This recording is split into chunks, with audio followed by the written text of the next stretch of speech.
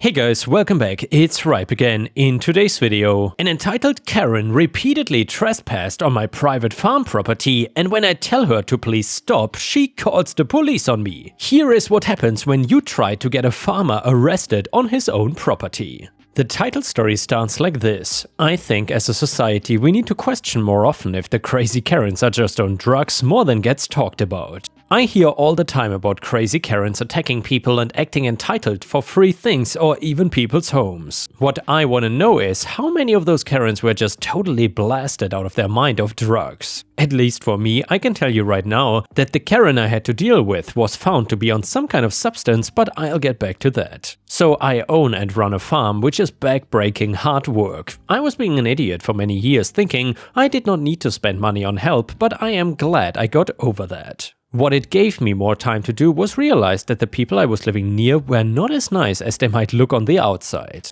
Karen, for instance, looked normal with two little kids all dressed in typical clothing for a middle-class family. Then Karen started to sneak onto my farm when I was not paying attention with her kids, and I had to chase them away multiple times. It got to the point that my staff knew on site to let me know that she was there again so I could deal with it. I found them trying to pick vegetables that were not done, jumping on hay bales, etc. Hell, one time I saw Karen trying to lift one of her kids onto a cow like it was a cute ride at the state fair.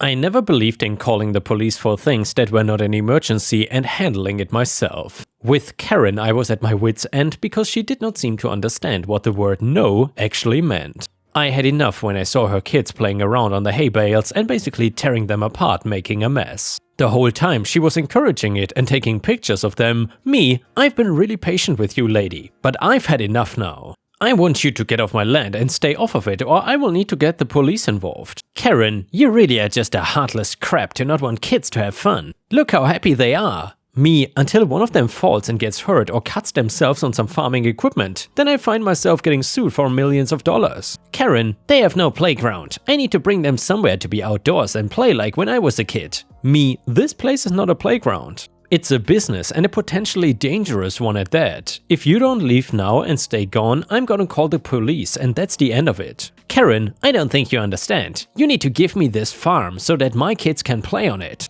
I will sign for the deed or whatever, and then you cannot stop me anymore. Me, I'm not giving you my farm so you kids can play. Karen, I didn't ask you to give me anything. I'm telling you to let me sign for the deed so my children can have a playground. Stop being a selfish man trying to keep all the nice nature for yourself while children suffer and are forced to be inside because of you. I warned her, so I went to go and call the police. The entire time, she was still ranting about giving her the land and letting her children play on my playground. Not even calling it a farm or seeming to understand that it wasn't safe. She did not have the sense to even realize that I called the police, because she was now on the phone calling them as well. Instead though, she was calling to say that I was on her property and would not get off of it or leave her small children alone. The police did end up coming, and when I told them that I was the one that called them, it finally clicked to her what was going on. Karen, you son of a gun! She lunged at me and started punching, kicking, and even biting me until they pulled her off of me. I've never seen a human being act like a wild animal before, and the worst part of it was not anything she was doing. It was the fact that the two little kids did not seem scared or disturbed at all. They were calm like this was a normal thing for them to witness. I explained to the police that she kept trespassing for her kids to play, and I needed her to stay off of my property. They were going to take her into the station due to her erratic behavior, instead of giving her a warning and sending her home. The police took the kids too, and after a few hours I got a call with an update from the police. I could file a restraining order against Karen if I chose to do so, which I actually did. The rest of the information I got was something most people probably would not get. I lived here a long time and I knew everybody, so I managed to get some additional info. They did a drug test on Karen since she couldn't calm down and tried attacking the police as well. It turned out that the test had a positive for cocaine, narcotics, and even meth. She was drugged out of her mind, and again the fact that it was not super obvious was scary. It meant she probably was used to these drugs, and the other issue was that she did try and make a complaint that I was trying to steal land from children, and I should be arrested for being a creepy man wandering around a playground. The police did not arrest me or have charges pressed, since it was obvious the entire thing did not make a lick of sense. I was able to just file for a restraining order and be left alone to manage my farm without further disruptions. I did see the kids again because their father came to the farm to speak to me. It turns out that he had no idea what his wife was doing and wanted to apologize to me for what she had done. He tried to offer me money to replace anything she or the kids might have damaged, but it really wasn't anything. I was happy to see the kids had a normal parent that was gonna be taking care of them from that moment on. I did not learn if she went to rehab or prison or anything. I can only hope the government doesn't just let her go right back to her kids after something like this happened. The dad gave me relief that he was not gonna let something like that happen again though. The whole thing just makes me think how many stories I read online about Karens going crazy and attacking people or fighting back against police. I'd love to know if they were tested for drugs or alcohol and to find out the results of that. Maybe my situation was rare and most are crazy without a reason behind it. And yeah, Ripe Stars, I also feel like a lot of the times when we read these stories, some of the people, at least that's the easiest explanation, must be on drugs or something. At least that would make it easier to explain their behavior, because if people are this entitled without being on drugs, then I would be even more concerned. Anyway, the next one is a petty revenge story. So both my parents were pretty terrible. My dad cheated on my mom, so after 26 years together they ended up divorced. They hated each other by the time the divorce was final. My dad remarried and he and his new wife stayed married until he died in 2K15. My mother also remarried and ended up passing away in 2K19. I was not in contact with either of them at their time of respective passing, so I didn't take any personal belongings nor did I attend any funerals or celebration of life parties. Both of them were cremated.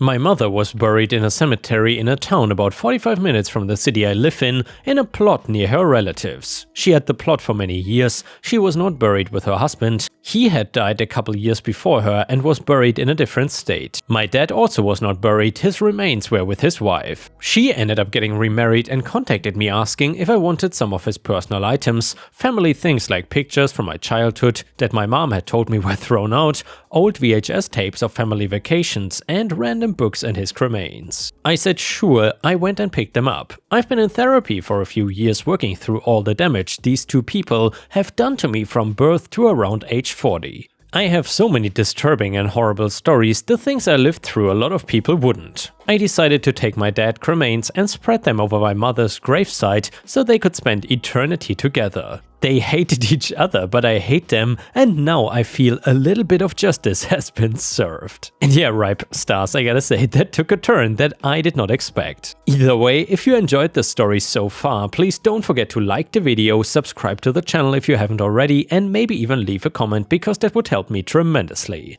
The next one is a malicious compliance story. So my dad does food delivery service in his leisure time. He said he likes the community among the riders. All riders, the motorcycle is really preferred for the traffic around the town, are provided with a helmet and jacket that match the company logo color plus some details on them. Delivery to hotels are common as our town is one of the favorite tourist destinations in the country, and traffic could be really a thing, especially during the holidays while people craving for local cuisine but don't really want to deal with it. So on to the MC story. One day Dad got an order to deliver to the Marriott Hotel. He was told by the security to leave the jacket behind before entering the lobby and while waiting for the guests to come for their food there. He argued about leaving the jacket behind is worrying as the motorcycle parking area is quite in the open, so the security told him to leave it in the concierge. This annoyed him, but he complied anyway. He gathered from other riders that the same security guy been asking them the same, and sometimes with a condescending tone. So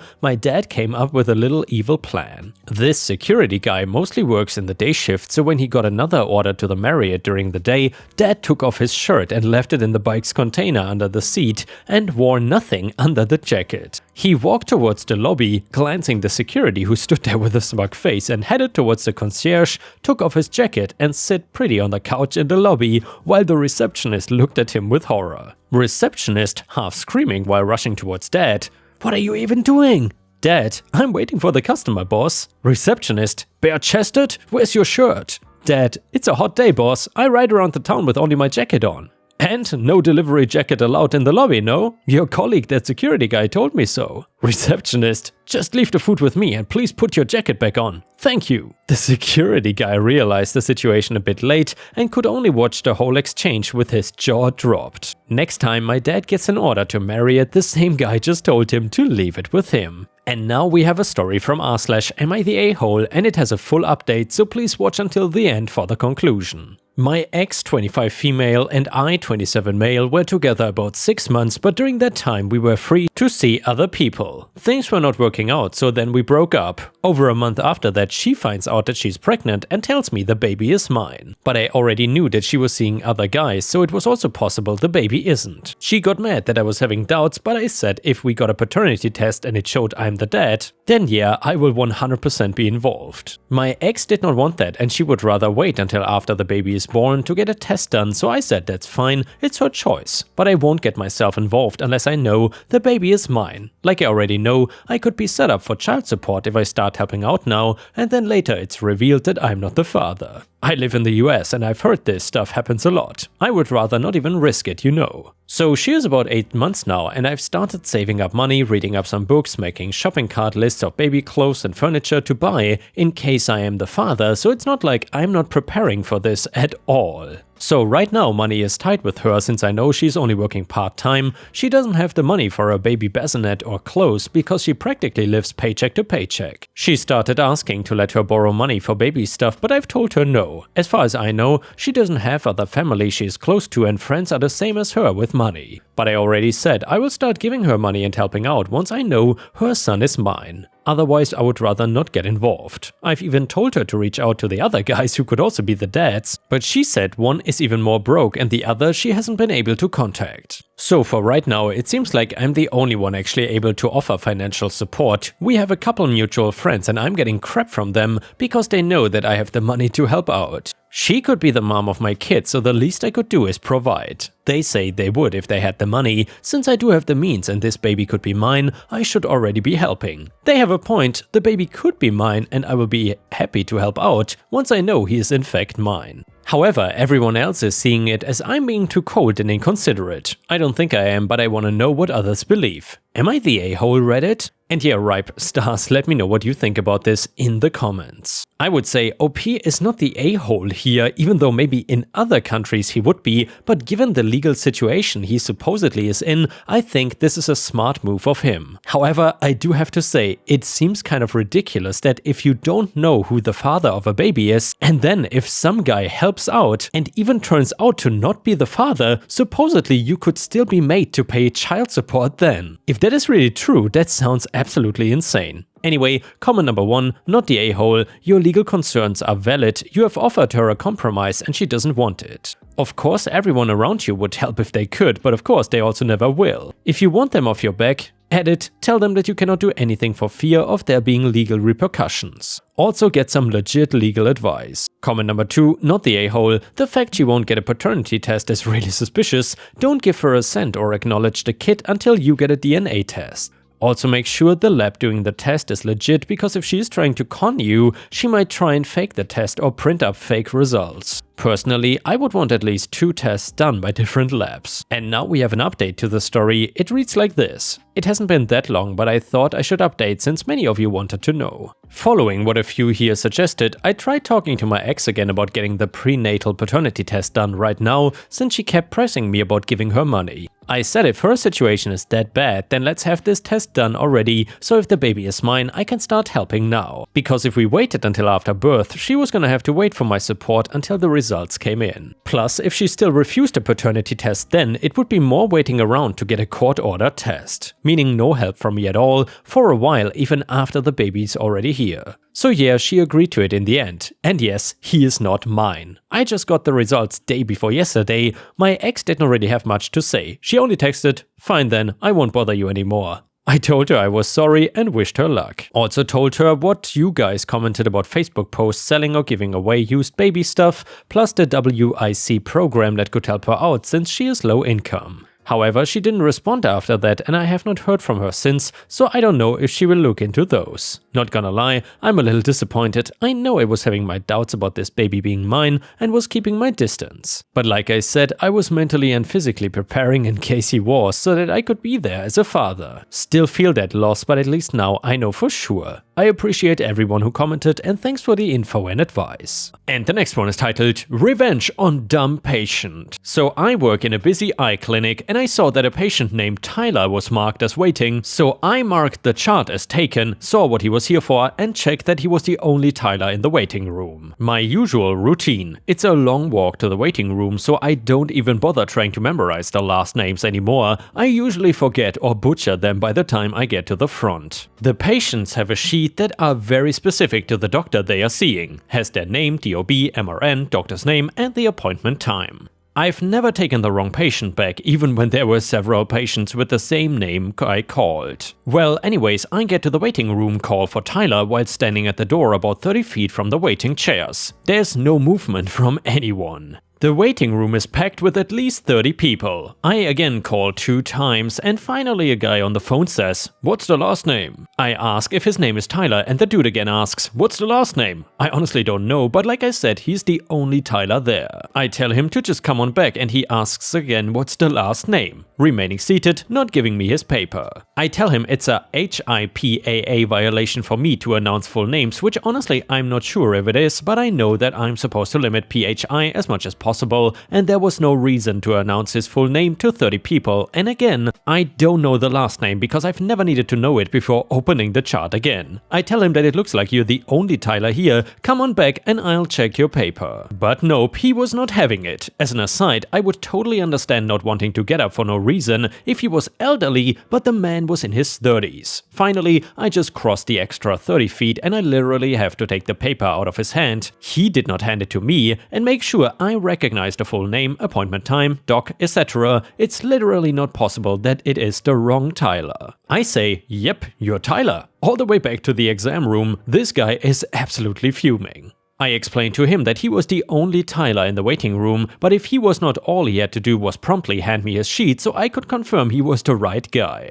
I tell him it's never been a problem before and surely he has seen that everyone else just gets up and walks to the door to the back, hands their sheet over and we continue to a room. I tried to make small talk to shift the mood on the way to the exam room. He's not taking it, not calming down one bit. He is just absolutely fuming for, well, for what? So we get to an exam room and finally, after this guy had been huffing and making comments under his breath the whole walk, I tell him to sit in the black chair. He sits in one of the guest chairs that are red. I repeat myself and he huffily moves. Like a toddler huffing and puffing when they are mad. I ask him how his vision is doing and he says it's the same as last time. I ask him if he has X symptoms and he huffs and says everything is the same as last time. I ask him again because it will take 5 to 6 minutes to look through his chart to open the right encounter and then the note and then the detailed report, scroll through 6 pages to the bottom, etc. versus the 10 seconds for him to just answer me. At that point, it has taken twice as long to get this guy in the right chair and to get through the first 4 questions that I usually get answered before I even log into the computer. I tell him that we would be halfway done already if he just cooperated. The guy gets huffed and puffed again and asks to see someone else. The magic words. I tell him that's a great idea with a huge smile under my mask. Then leave the room and waste about 20 minutes deleting all my input from his chart. Then I ask the slowest coworker possible, literally struggles to pry her eyes from her phone to look at the schedule, to take him. She always takes patience and sits on her phone forever so that she ends up taking less patience throughout the day. She won't take crap from anybody. She's the biggest witch in the office, to be honest.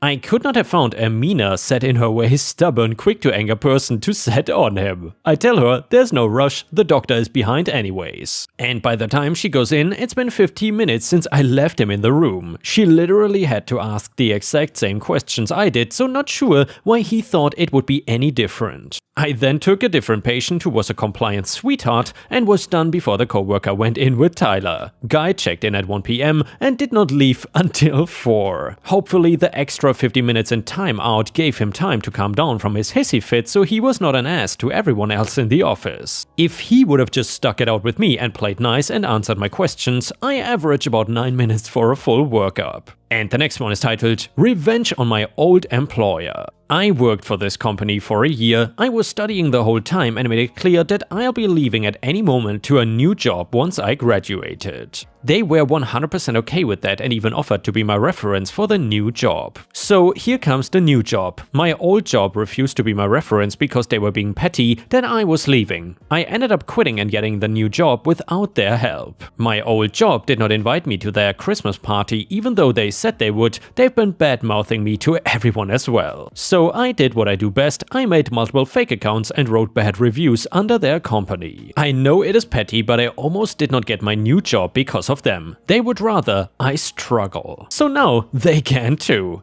And with this, we have reached the end of the video. However, if you cannot get enough of my content, please check out my endless playlist, where you can find thousands of hours of content. In addition, please don't forget to subscribe to my channel to not miss any of my daily uploads. Thank you so much in advance, and I hope to see you again tomorrow.